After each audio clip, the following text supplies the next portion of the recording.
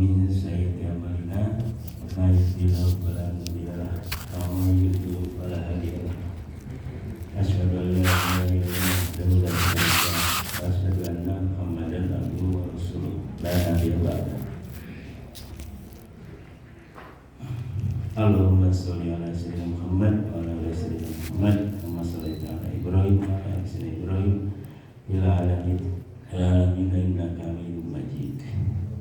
Bapak Ibu sekalian, pertama-tama mari kita bersyukur kepada Allah Subhanahu wa taala karena kita masih diberi kesempatan untuk hadir di majelis yang mulia ini untuk setelah salat subuh dan bisa salat subuh di masjid, ya, dimana kita tahu sholat subuh itu salah satu ibadah yang terpenting yang disaksikan oleh para malaikat.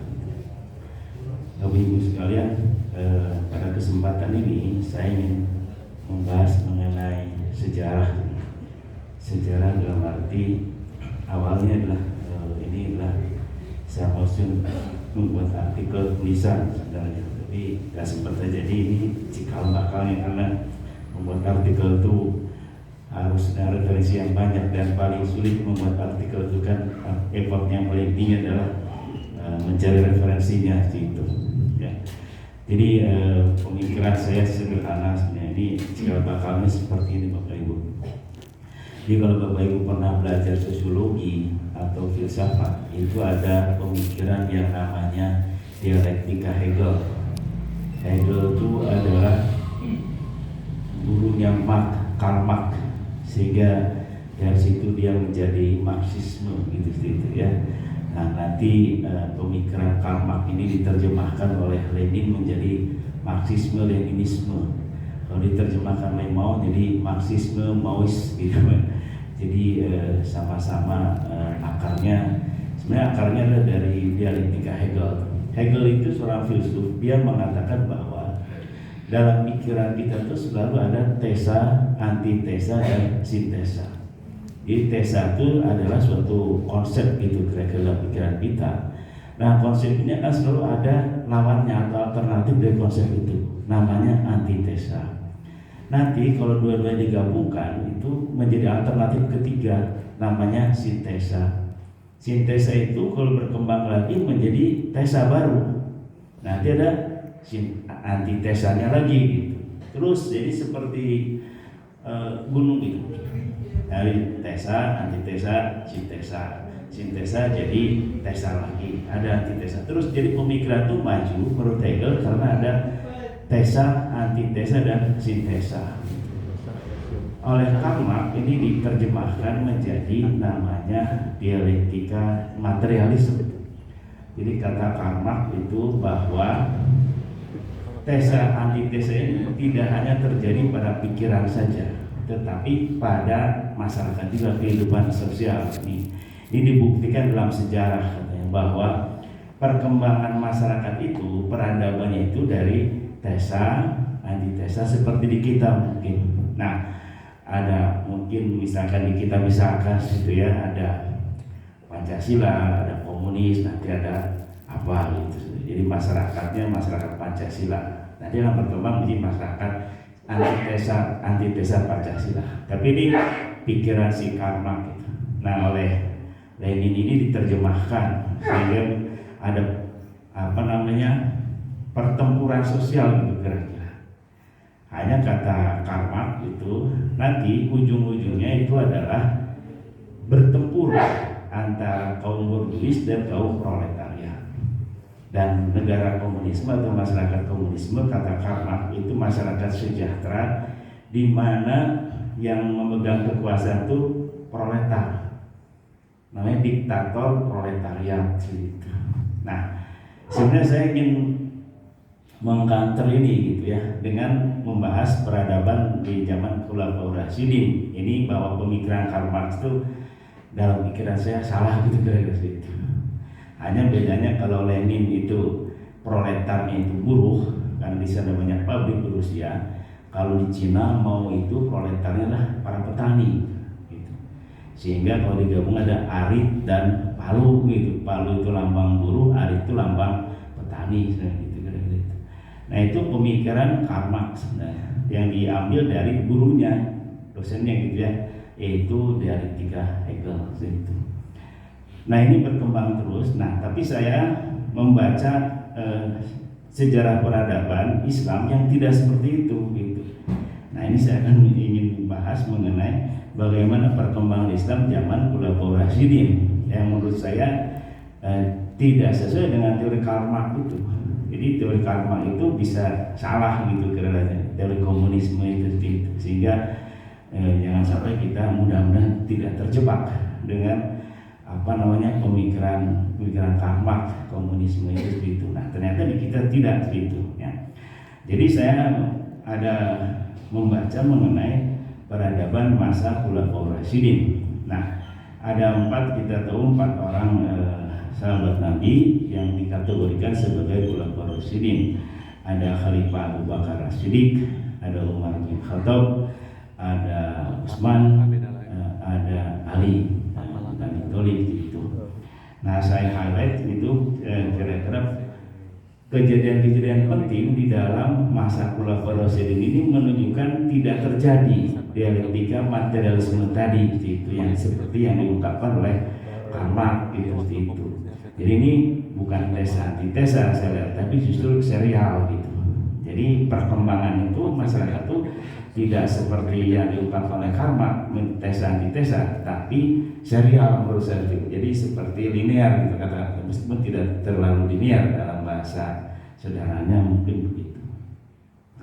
Nah pada masa awal pemerintahan Abu Bakar banyak diguncang oleh pemberontakan orang-orang murtad, terutama peristiwa yang paling menonjol pada waktu itu adalah banyak orang bahkan yang ada yang terkenal mengaku nabi dan enggan membayar zakat. Karena hal inilah khalifah lebih memusatkan perhatiannya memerangi para pemberontak. Maka dikirimlah pasukan untuk memerangi para pemberontak ke Yamamah. Dalam insiden itu banyak hufadil Quran yang mati syahid. Kemudian karena khawatir hilangnya Al-Quran, itu banyak para penghafal Quran yang mati syahid. Sehingga pada masa itu Sayyidina Umar mengusulkan pada khalifah untuk membukukan Al-Quran.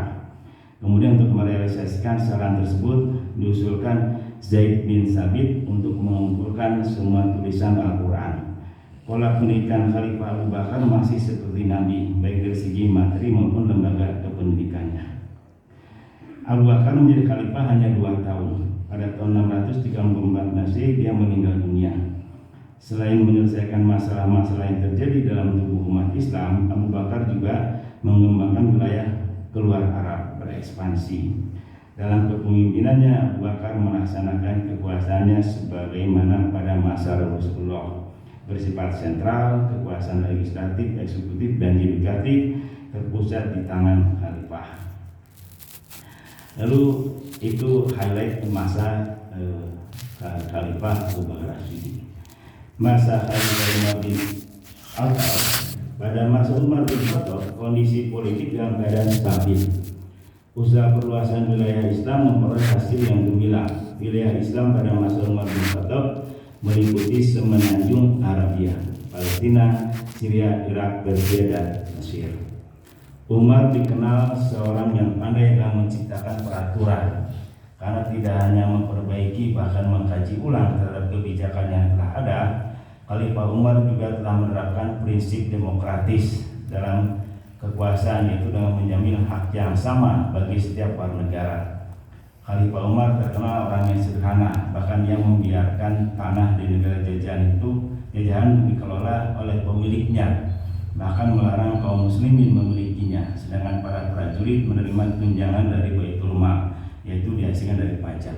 Jadi kalau masa Abu Bakar saya lihat itu masa memerangi para pemberontak, kata Nasri itu. Pada masa Umar menancapkan aturan-aturan sesuai dengan Al-Quran. Ini menurut saya highlight yang pada masa Umar. Jadi pada masa Khalifah Abu Bakar itu mungkin namanya mempertahankan nilai-nilai Islam yang mungkin masih katakanlah masih rapuh, banyak yang mengaku Nabi. Pada masa Umar semakin di law enforcementnya semakin kuat, mungkin seperti itu. Pada masa Khalifah Utsman bin Affan, masa pemerintahnya adalah yang terpanjang dari semua khalifah di zaman Al-Khulafaur Rasyidin, yaitu 12 tahun. Tetapi sejarah mencatat tidak seluruh masa kekuasaannya menjadi saat yang baik dan sukses bagi beliau. Para pencatat sejarah membagi masa pemerintahan Utsman bin Affan menjadi 2 periode. 6 tahun pertama merupakan masa pemerintahan yang baik, dan 6 tahun terakhir adalah masa pemerintahan yang kurang lancar, katakanlah seperti itu. Meskipun demikian, tidak berarti bahwa pada masanya tidak ada kegiatan-kegiatan yang penting. Utsman berjasa membangun bendungan yang menjaga arus banjir yang besar dan mengatur pembagian air kota-kota. Dia juga membangun jalan-jalan, jembatan-jembatan, masjid-masjid, dan memperluas masjid di Madinah. Prestasi yang terpenting bagi Khalifah Utsman adalah menulis kembali Al-Quran yang telah ditulis pada zaman Abu Bakar, yang pada waktu itu disimpan oleh Khalifah Hafsah binti Umar. Jadi pada masa Umar lebih kepada bukan lagi law enforcement, tapi mengkodifikasi, mengkodifikasi, karena aturan itu harus dikodifikasi secara hukum. Jadi masa Abu Bakar itu baru niat kodifikasi, kelihatannya pada masa Umar kodifikasi tertinggal karena seperti itu, karena dia lebih memancangkan aturan-aturan. Pada masa Utsman dia sudah mulai mengkodifikasi lagi Al-Quran. Khalifah Ali bin Abi Thalib, peristiwa pada masa Khalifah bin Abi Thalib itu yang di-highlightnya adalah peristiwa pembunuhan Utsman mengakibatkan kegentingan di seluruh dunia Islam yang waktu itu sudah membentang sampai ke Persia dan Afrika Utara. Pemberontak yang waktu itu menguasai Madinah tidak mempunyai pilihan lain selain Ali bin Abi Thalib menjadi khalifah. Waktu itu Ali berusaha menolak, tapi Zubair bin Awam dan Thalhah bin Ubaidillah memaksa beliau, sehingga akhirnya Ali menerima bayat mereka, menjadikan Ali satu-satunya khalifah yang dibayat secara massal. Karena khalifah sebelumnya dipilih melalui cara yang berbeda-beda. Ali memerintah hanya 6 tahun. Selama masa pemerintahnya, ia menghadapi berbagai pergolakan. Tidak ada masa sedikit pun dalam pemerintahannya yang dikatakan stabil. Persoalan pertama yang dihadapi Ali adalah pemberontakan yang dilakukan oleh Thalhah, Zubair, dan Aisyah. Alasan mereka, Ali tidak menghukum para pembunuh Utsman dan mereka menuntut bela terhadap darah Utsman yang telah ditumpahkan secara zalim. Bersama dengan itu, kebijakan-kebijakan Ali juga mengakibatkan timbulnya perlawanan dari gubernur di Damaskus, yaitu Muawiyah, yang didukung oleh sejumlah bekas pejabat tinggi yang merasa kehilangan kedudukan dan kejayaan. Jadi pada masa Khalifah ini saya tafsirkan sebagai masa perbedaan pendapat atau perbedaan tafsir terhadap aturan-aturan di dalam kodifikasi Islam, mungkin seperti itu. Jadi penafsiran yang bahwa khalifah itu harus A, bahwa khalifah itu harus B, dan seterusnya. Ini menurut saya yang perlu di-highlight pada masa Khalifah Ali bin Abi Thalib seperti itu. Namun demikian, beberapa tulisan menunjukkan bahwa keempat-empatnya mempunyai kontribusi yang besar dalam perkembangan Islam seperti itu. Jadi 4 hal ini kalau menurut saya, kalau kita counter dengan Hegel atau materialisme tadi, ini sangat jauh berbeda. Saya melihat ini adalah perkembangan masyarakat yang sifatnya linear, tidak lagi dialektis seperti yang diungkapkan oleh Karl Marx tadi. Itu tidak ada perang kelas sosial atau konflik kelas sosial seperti yang diungkapkan oleh Karl Marx. Di sini saya melihat bahwa perkembangan dari suatu masyarakat itu adalah pada bagaimana menancapkan nilai-nilai pada masyarakat tersebut. Saya melihat misalkan Abu Bakar itu adalah mempertahankan nilai-nilai Islam. Umar menancapkan aturan-aturan yang berdasarkan nilai Islam. Umar kodifikasi nilai-nilai Islam, sedangkan pada masa selanjutnya lihat pada penafsiran yang berbeda terhadap ajaran-ajaran tersebut, meskipun tidak menyimpang tentu saja, hanya penafsiran-penafsiran saja yang berbeda. Jadi perkembangan masyarakat menurut saya itu adalah linear seperti itu.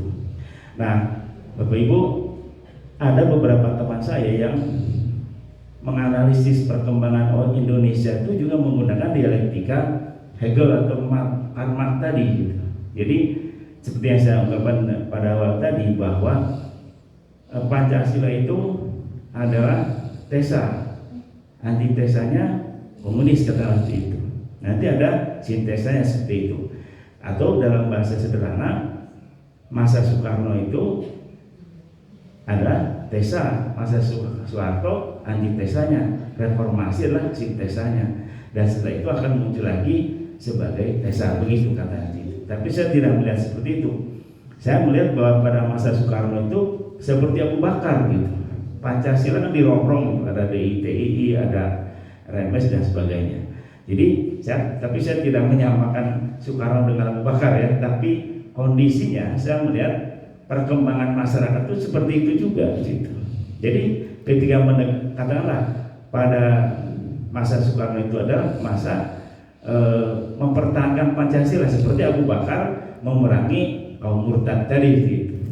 Nah pada masa Soeharto itu diisi dengan aturan-aturan, bagi berbanyak aturan yang diturunkan dari Pancasila, bahkan penafsiran yang khas. Waktu itu kita masih ingat ada P4 itu kan penafsiran khas Soeharto terhadap Pancasila kan seperti itu. Berkembang ke arah seperti masa Umar menurut saya seperti itu. Nah setelah itu pada masa Utsman, pada masa Habibie menurut saya. Jadi pada masa setelah reformasi itu berkembang lagi kepada penafsiran yang lebih bagus lagi atau kodifikasi katakanlah bahwa Pancasila itu tidak seperti P4 seperti Soeharto gitu, tapi berdasarkan pemikiran yang agak bebas.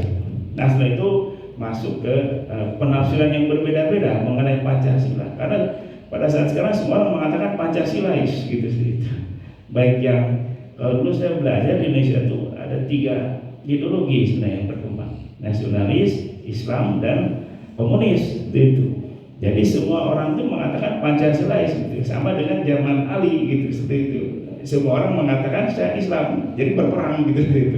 Nah saya melihat ini penafsiran saya bahwa berkembangnya masyarakat tidak lagi seperti yang diungkapkan oleh Karl Marx bahwa itu tesa dan antitesa, tapi merupakan perkembangan yang linear menuju pemikiran-pemikiran baru dan penafsiran-penafsiran baru sehingga masyarakat lebih berkembang lagi seperti itu menurut saya gitu.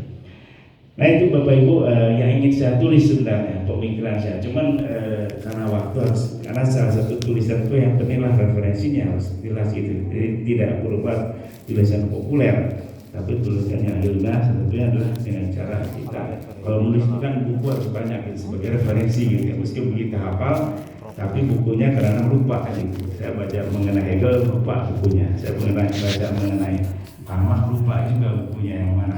Nah ini perlu dicek lagi. Tapi kira-kira pemikiran saya seperti itu, bahwa mudah-mudahan nanti kita tidak terjebak dengan pemikiran-pemikiran komunisme, karena pemikiran itu kan karena menyusup, menyelundup melalui pemikiran yang menurut kita benar gitu dari pemikiran tersebut. Nah itu mungkin Bapak Ibu yang ingin saya sampaikan pada kesempatan ini, kultum ini mudah-mudahan bermanfaat bagi kita semua. Segala kesalahan datang dari saya, segala kebenaran datang dari Allah Subhanahu wa Ta'ala. Dimaafkan kalau ada kesalahan. Untuk memulai hari ini mari kita membaca Al-Fatihah.